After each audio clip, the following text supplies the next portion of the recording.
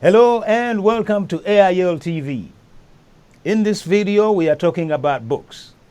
Not only talking about books, but we are talking about the people of African origin, authors and writers.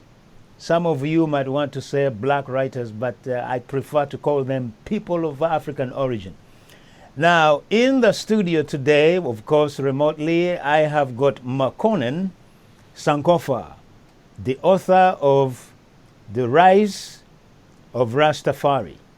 But before we get into that, let us just let us show you what his book is all about and what people say about the book.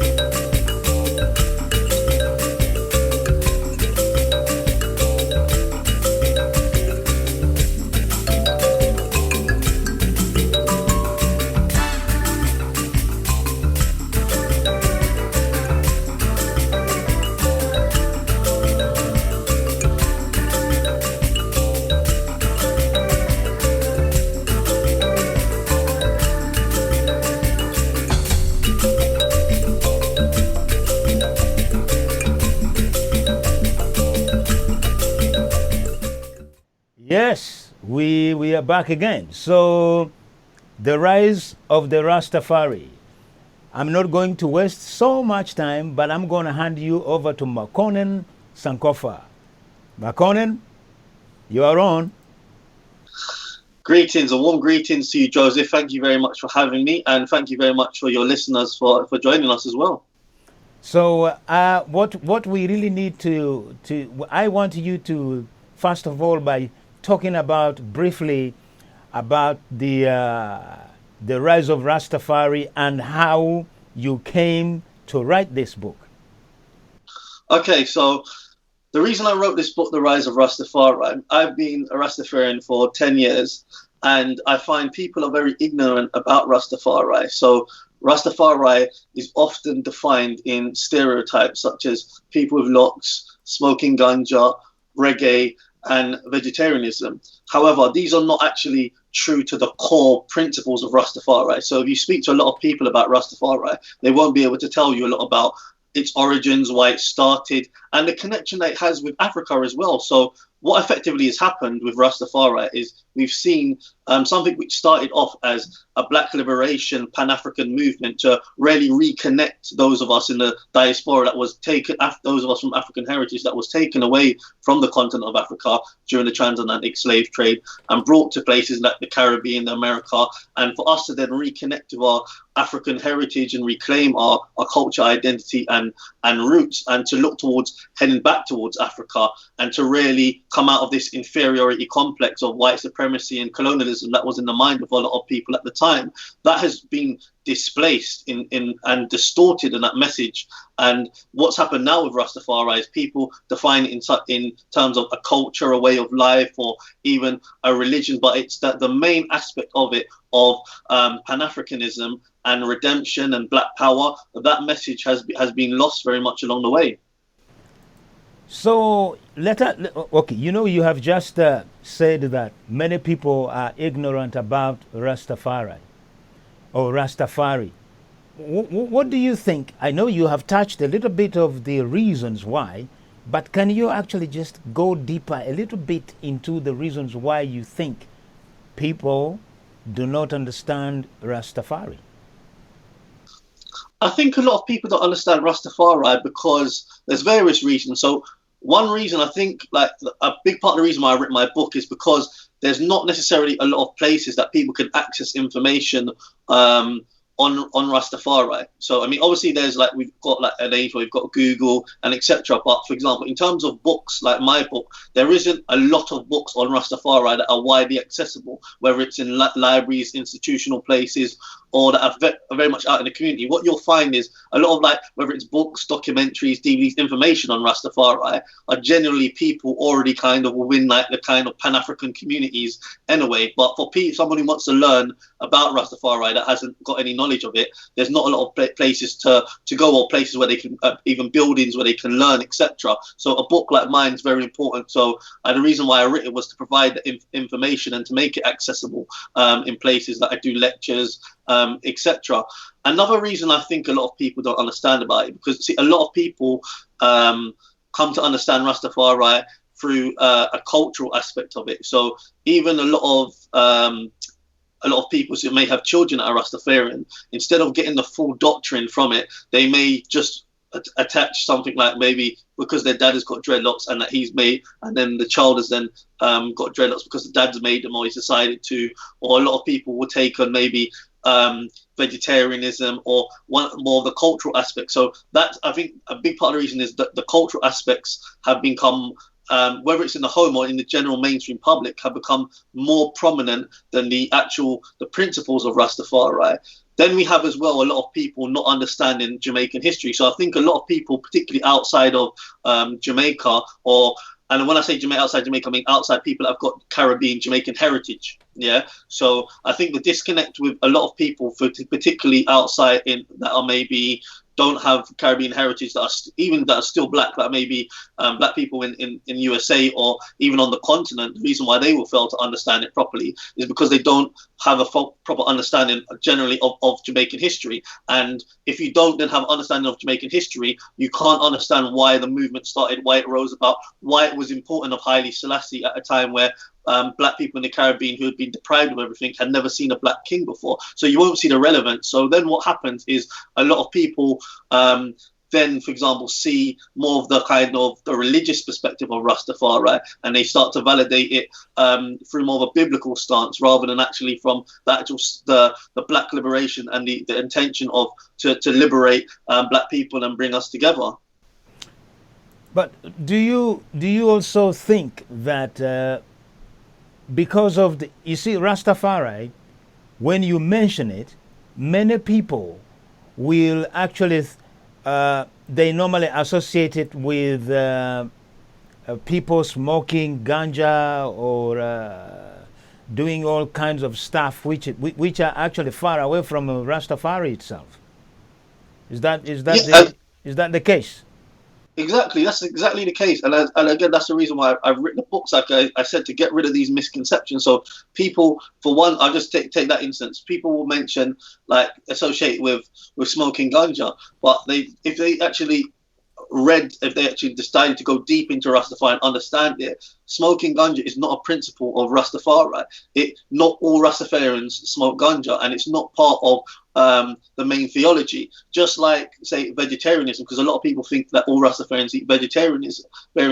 Even dreadlocks. A lot of people do not know that the early founders of Rastafari, the original Rastafarians, didn't have dreadlocks. So that's another common misconception that people have. So these are just some of the things I tried to rectify in my book. And when I mentioned people like the founders of Rastafari, Leonard Percival Howell, Joseph Hibbert, Robert Hines, Archibald Dunkley, even a lot of people that maybe declare themselves as Rastafarians do not know much about these people, or they might not even know these names. So that even when it within itself is a travesty, because if you're in any kind of movement or spirituality, you should know who the people who actually started it are. And I think that's a big problem that not even with Rastafarians that we have in general, is that people have made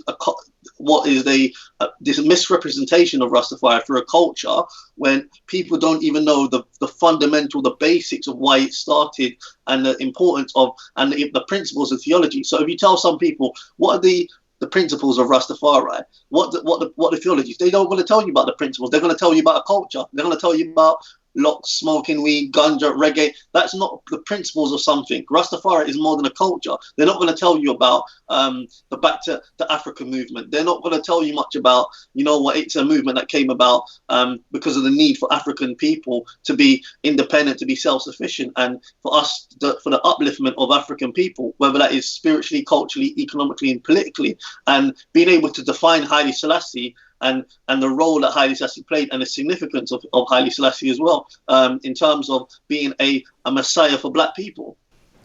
Okay, now that is very interesting. But you know, when you talk of African people, can you define what you mean? Because then we will come back to Haile Selassie. Why do people, especially the Rastafari, why do they actually believe that Haile Selassie is a messiah, whereas in Africa, that idea, nobody really believes in it? If you say Haile Selassie was a messiah, we will say no. Well, look, we know he was an emperor, and there were many emperors in Africa. So, but let us. I know, I want just to frame it in a way. I know the question is getting longer, but why do you think Rastafari believe in Haile Selassie? Okay, I just want to answer your first part of the question. So when I talk about Africans, I mean everyone obviously who's originated from Africa. So just like you mentioned earlier, you don't like using black people. So people of African heritage. So even people that brought up in the Caribbean, they're still African because they originate from Africa. Yeah. So when I'm talking about Africa, I'm talking about people from the Caribbean, people from Africa. That's African. But when I mention Africans on the continent, that's obviously Africans that are continental, that was either born or they've got their parents from the continent. So those are two terms. But we are all, obviously, whether you're from the Caribbean or on the continent, we are all effectively African, and that's one of the main things that Rastafari has tried to get the message across. I think when I mentioned it earlier, it was in regard to Africans on the continent, when I was saying that some of them failed to understand Rastafari, and which leads me on to this point of why Africans on the continent, or ones, for example, that may be Africans that don't have Caribbean heritage, Africans that don't have a parent that's Caribbean, the other, the experience, even though we are all African, our experience is different. Yeah. So us, when I'm speaking now, because my mum is of Jamaican heritage, my dad is from Malawi in Africa, but I was raised with my mum from Jamaican heritage, so I'm going to speak from Jamaican perspective now. Yeah. Those of us in the Caribbean, and indeed you can even say the Americas, our experience is different than Africans on the continent, because obviously what happened during the transatlantic slave trade, where we was taken away from the continent itself and put into other countries, and the brutality of what we went through on the plantation, which wasn't just physical, it was also very mental as well. So our people had been seasoned. So all of their identity had been taken away from them. So their roots, their history, their culture, their language, their religion, everything had been taken away. And even after, say, slavery ended, even though like the chains was off the foot and off the hands of our people, the change was still very much in the head of our people, because racism didn't stop, white supremacy, colonialism didn't stop. I mean, Jamaica was still a British colony until 1962. Yeah. So the reason why Haile Selassie was very much significant, you're talking about a people that were still very much in an inferiority complex, and that was told that their history began at slavery and that they had no history, and that they should worship the British monarch and the Queen, the King of England, and a white image of Christ. And this was what basically had been drummed or taught to the people in the Caribbean. So, I mean, even just thinking about African, or they was very, very made to think that things African were bad and things white were good. So the significance of Haile Selassie, when he then become emperor, it was to say that, yes, even though there had been emperors and kings and other kings in Africa before, but again, looking at it from this perspective of us, those in the Caribbean, they had not seen a black king or a black monarch before. Yeah. So that was very significant. And it did give a memory saying that, yes, we did have kings and queens, and Haile Selassie is an example of it. Now, it is not to exclude other kings and emperors, because sometimes Rastafarians do this as well. So we give credence, to all people that have contributed in our history, whether it's people like Thomas Sankara, whether it's Kwame Nkrumah, whether it's Mugabe. There are other great African leaders, and even kings and emperors, Mansa Musa. And it's not to fault that, but we're just saying why it was significant at a crucial period of time. I've given you one reason, as in a period of time where black people hadn't seen a king or emperor before. Even when I grew up in school, you still do not learn about black kings or queens when you're in school. So being able to identify and to relate to someone which comes of a similar background or heritage as you, which was very important. Another reason, Ethiopia to this day is still never been colonized. So not only was in 1930 when Emperor Haile Selassie was crowned King of Kings and Lord of Lords. Now that was important because at a period of time, everywhere in Africa was under colonial rule. So what Haile Selassie represented was a symbol of freedom, freedom from colonialism, and the black man being at the top, at the highest level in its heritage, in its culture. Anywhere Haile Selassie went in the world, he was very warmly received. All right. Let me just, I think what I'm hearing, I speak to a lot of Caribbean friends. I think where I find the challenge is that the lack of knowledge of Africa and its history. There has been so many great kings compared to Haile Selassie. So I can see the reason why you are saying that you didn't know other kings or other kingdoms, because the history was not taught. And also, many African Caribbean people, probably they didn't really want to learn more about Africa. It is now they are starting, because I can tell you, Africa, as you see it, Africa, people make this mistake of thinking that Africa is a country, is a continent with so many, and that continent, even within one country, you'll find a country with 4 kings, or 5 kingdoms, and these really big ones. So I think probably in Europe, your book, it will actually do good to highlight that. But you might have challenges to convince Africans. I'm talking about Africans, those who really believe that we are Africans, we have got our own history. So no matter what, because they have got their own books they read, they have got their own history that they are reading. I think for a writer like you, it's a very good step just to explain, because a person like me, I didn't understand what Rastafari is, apart from hearing from people saying, yeah, well, I'm Rastafari, but then again, when I haven't met a pure Rastafari as you explain it. You see, listen to music, you smoke weed and stuff like that. So and for me, if talking to somebody who is not straightforward in their head, it can't convince me. So, but for now, how is your book doing? I mean, it's been received very, very well. I mean, actually, you mentioned about Africa. I mean, when I went to Gambia, I was actually spent 6 months in Gambia last year, and I will be moving to Africa later on later on as well. But which part of Africa will you be moving to? To Zambia. Okay, because very close to Malawi, isn't it? Yes, where my dad's from. Yes, exactly. But I mean, it's interesting you said it, because the book has been received very, very well in Africa. It was received well in Gambia, and I get orders from all over Africa. When I go to Africa, I will be doing more on the ground in terms of lectures, going to educational places and bookstores.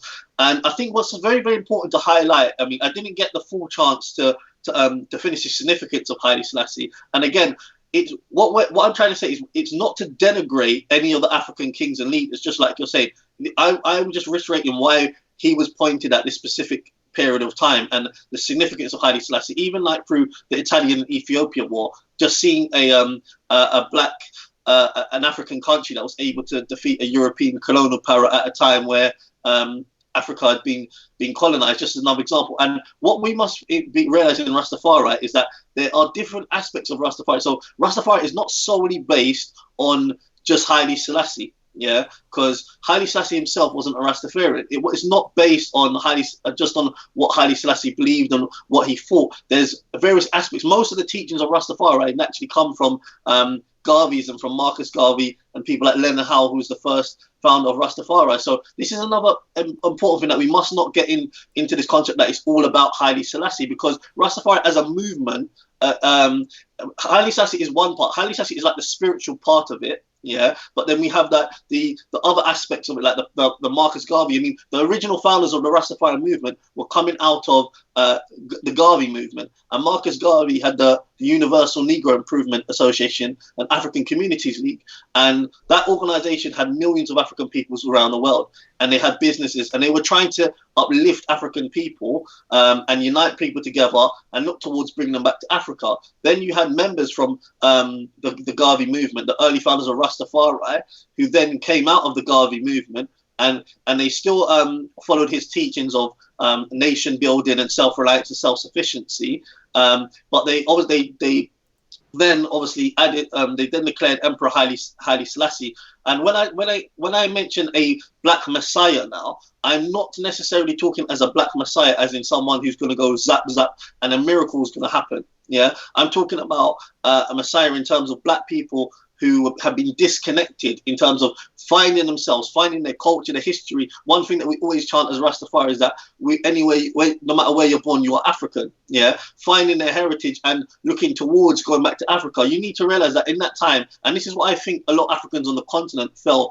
to understand about Rastafari, is that you need to realize in that time in 1930, and still even today, you cannot get a lot of people in the Caribbean to say that they're African. And the role that Rastafari has played in actually just recognizing, just getting people to actually accept that, you know what, if you're in the Caribbean, no matter where you're born, you actually are African. And in terms of actually what it means in terms of the color of your skin and being proud to be black at a time where they was taught that everything's black or negative, yeah, and that they should worship white people and all that kind of stuff. So I think this is where a lot of Africans on the continent, like yourself, yeah, seem to miss this point.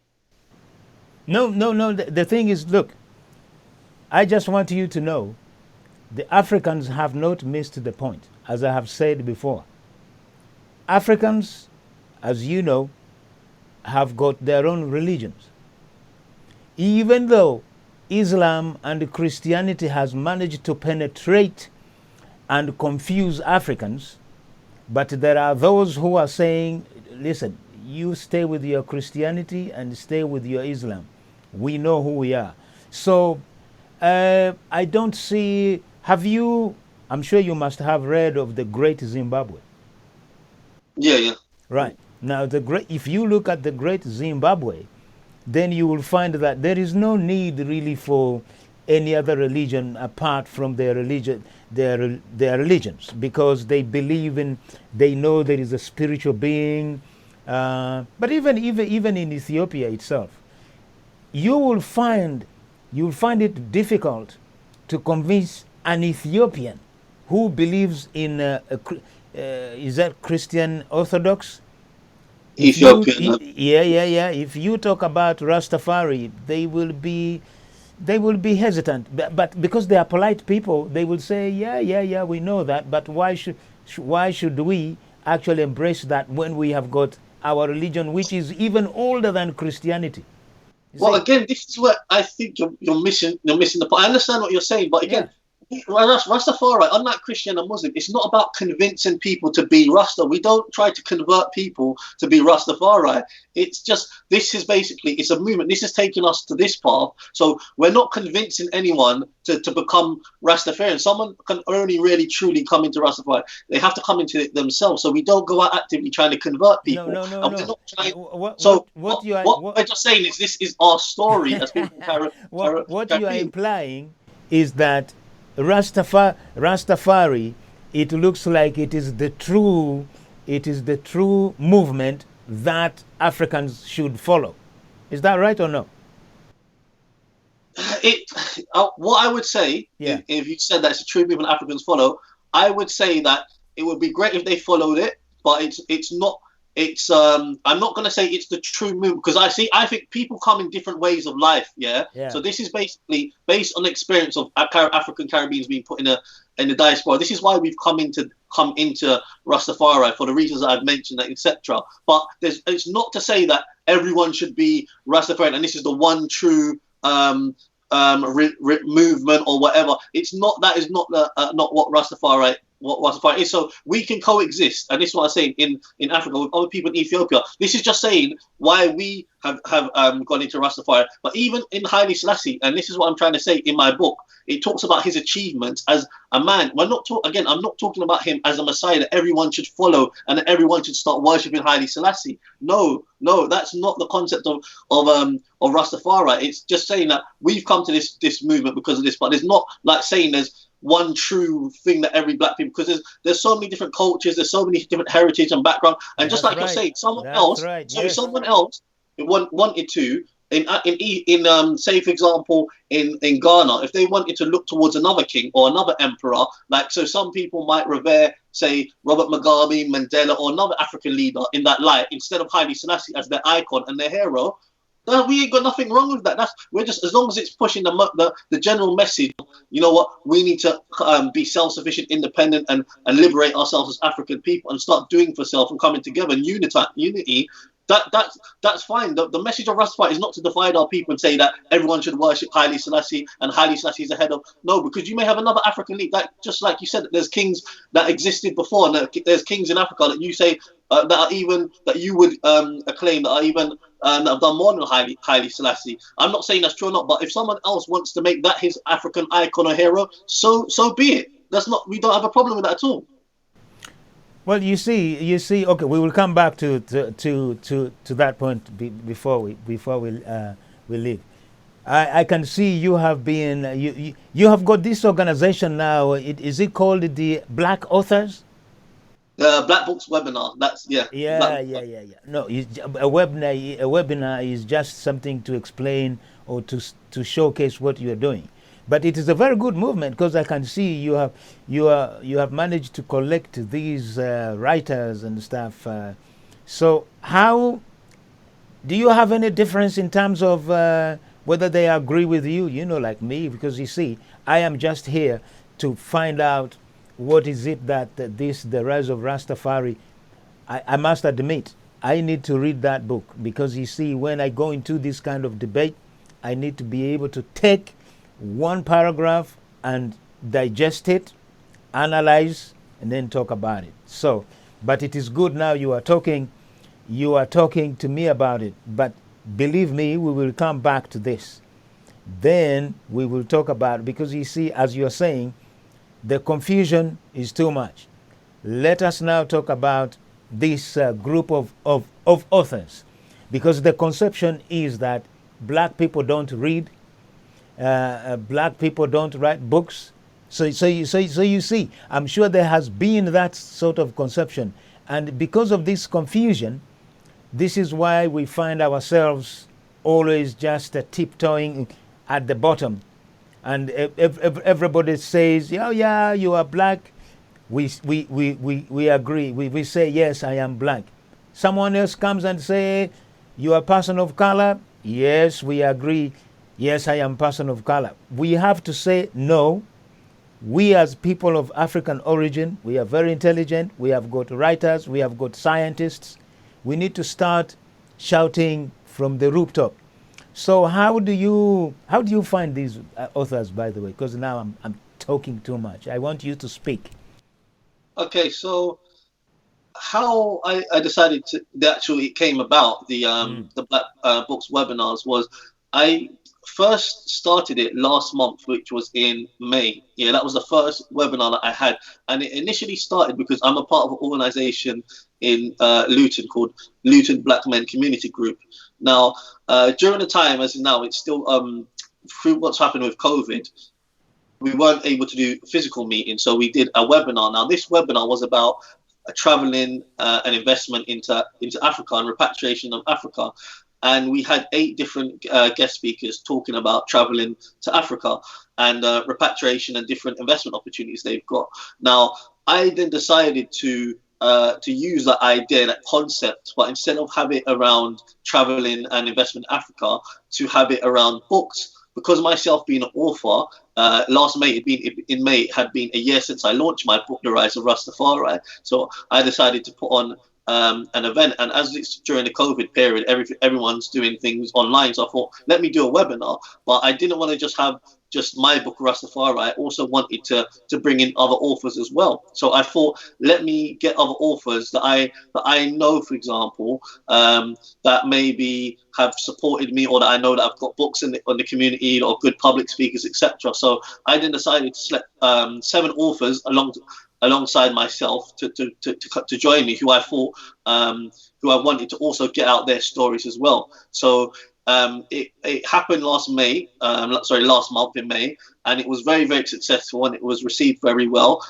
So I then decided to do it again this month, in June, and from going forward, I'll be doing it every other month. And the aim of it is to really to showcase the different authors in the Black community, because I think there's so many different great stories and books that are written by people of African origin that needs to be shown about. And sometimes not everyone has access to these books. And what I'm trying to do is provide a bridge, really, a platform, and where people from different networks and maybe even different ways of thinking, etc., can come together, and people of African heritage can share these books. I think that we have enough authors of African heritage that have written books, for example, that have written good books, where we don't have to, for example, necessarily buy books. I mean, it's good to buy books written by anyone, people of all different backgrounds and heritage, as long as it's got meaningful and you can benefit from it. But I think, for example, when we're looking at books, whether it's children's books, whether it's books on relationships, whether it's all different kinds of genres, whether it's conscious books, we have enough talented Black authors that are producing these books, where we need to start to actually start looking at getting the books and supporting these Black authors. So, how do you get published, and how do you get distributed? Or are you talking about my book, or are you talking about? I'm talking about the Black authors that you've been in touch with, because it is almost it's very difficult actually to find a publisher and distribute, because it's like being a musician like me. When I started making music, I was lucky just to have record companies take my music, but sometimes I had to. I recorded loads of musicians, whereby they have got their own labels. Is that the same with you guys? I mean, again, I'm trying to understand. Are you talking about now me publishing books, or getting people? How do you? Who publishes you and your friends that you have been in touch with? Are they self-published? Okay, so it varies. So some people are self-published, Yes. Some people have gone to a traditional author. Some people, a traditional publisher, and some people have other publishers which are not self-published or not traditional, but they're just other independent publishers. So those are the 3 ways to go about it. My book, was published by independent publisher called Peaches Publications. That's the route that I went to. Alternatively, some people they can go on Amazon KDP, Kindle Publishing Direct. Some people, which is becoming more popular now, people publishing books through Amazon. And then obviously the benefit of doing that is you can often cut your costs.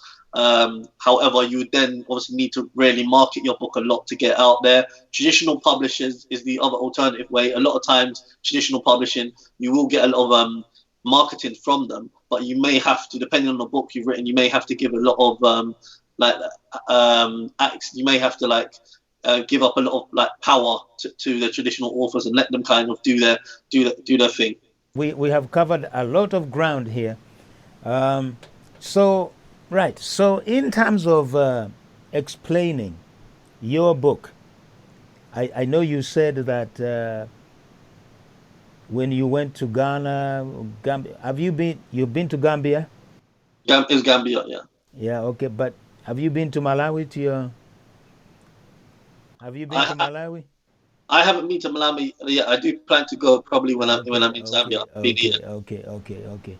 Yes, I do understand because you see the Rastafari movement in Africa, they have got a presence, but I will not say it is huge presence.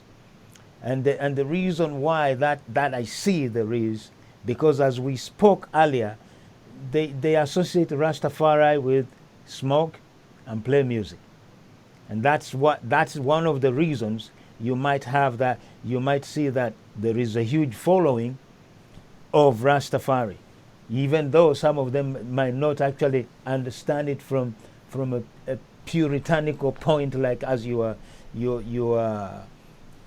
have explained. But I still want to know, for this book actually to do well, how about here? Let us talk about here in Britain, because you see, in Britain, as I say, there's so much confusion. Everybody's just is either trying to catch up with the West, and as we also we talked about unifying people, it is like between we ourselves, the people of African origin, we are still grappling with unity. How do you find? Do you find it easy actually to explain this point, your book to the people here in the UK? Yeah, definitely. I think what I do often is I am on a lot of radio shows. I do a lot of lectures, and even just explaining to it, I go quite in depth with it. So, for example, me and you, we've when we spoke earlier, we spoke for maybe about 15, 20 minutes.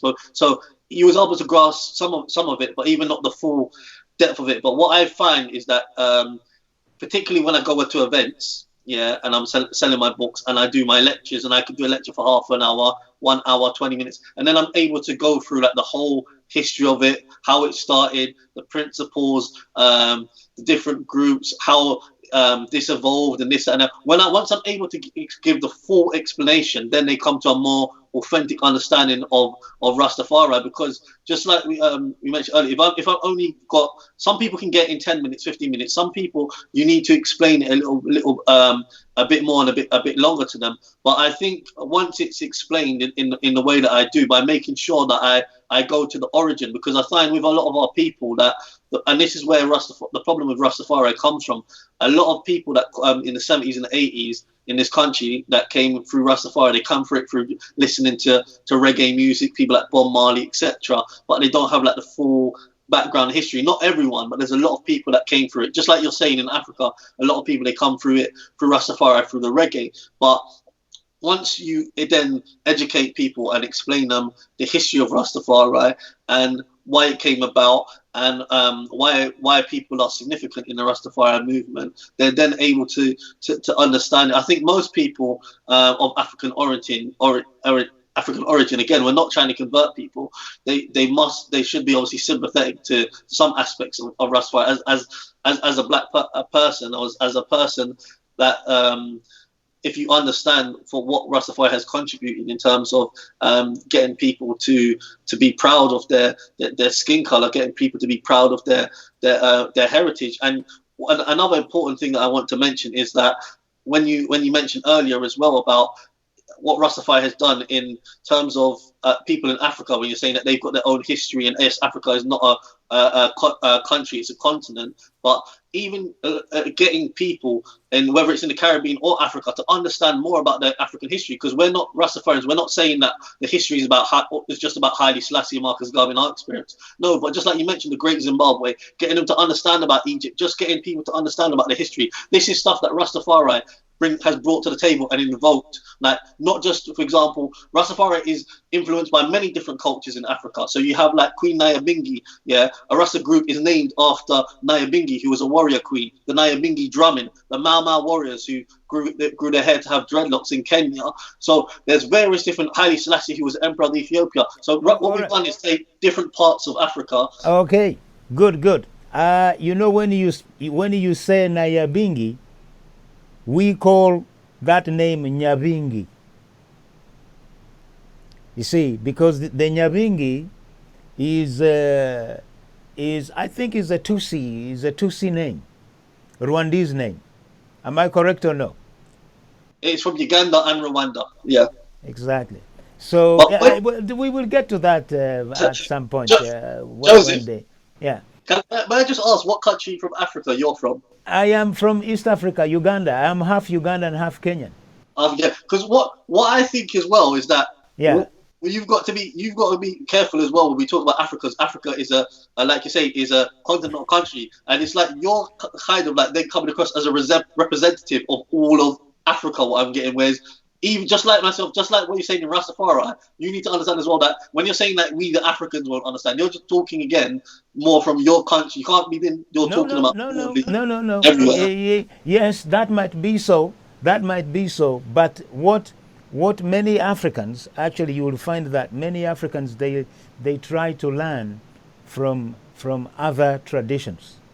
So you'll find that our traditions are very similar, and the stuff that we do, whether it is celebrating a child being born or celebrating death, that's also it's those especially and marriage, three things: marriage, birth, and death.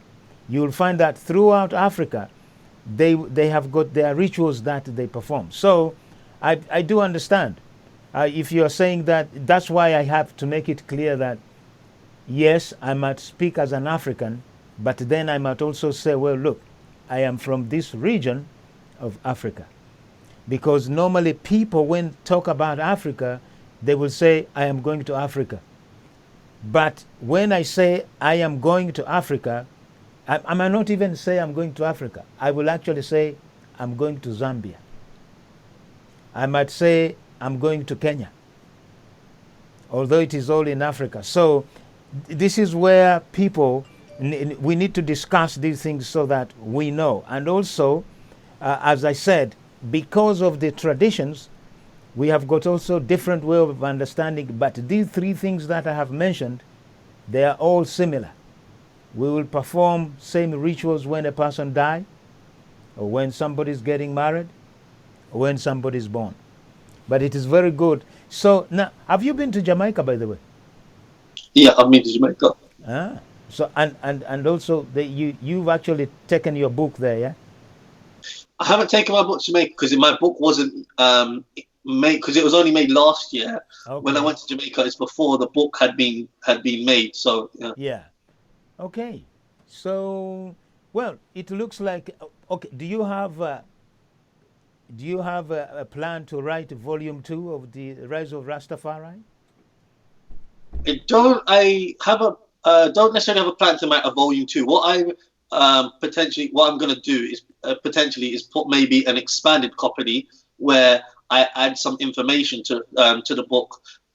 I'm wary though because the book I don't want to make it too much of a large book. That's why I've made it the size I have because it's easy for people to digest and read to get an idea of Rastafari. You can read the book probably in a few hours and but it still goes through the whole history and all the different aspects and elements of Rastafari. Because sometimes I find from even my own experience that when you have a book and it's 400, 500 pages, it's a big bulk. You don't always have the time to get through it and read it, or you maybe only be able to get through a chapter or etc. So I wanted to make a book that was easy digestible for everyone to read.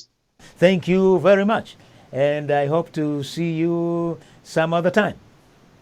Okay, thank you, Joseph. Thanks for having me. Thank you.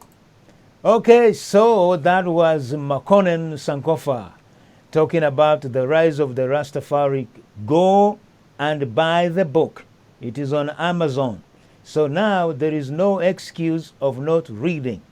Makonnen Sankofa is a young man who is trying to actually to educate us and the public about the rise of Rastafari. I have learned something that I didn't know. So until next time, stay tuned. Watch this space. Ciao.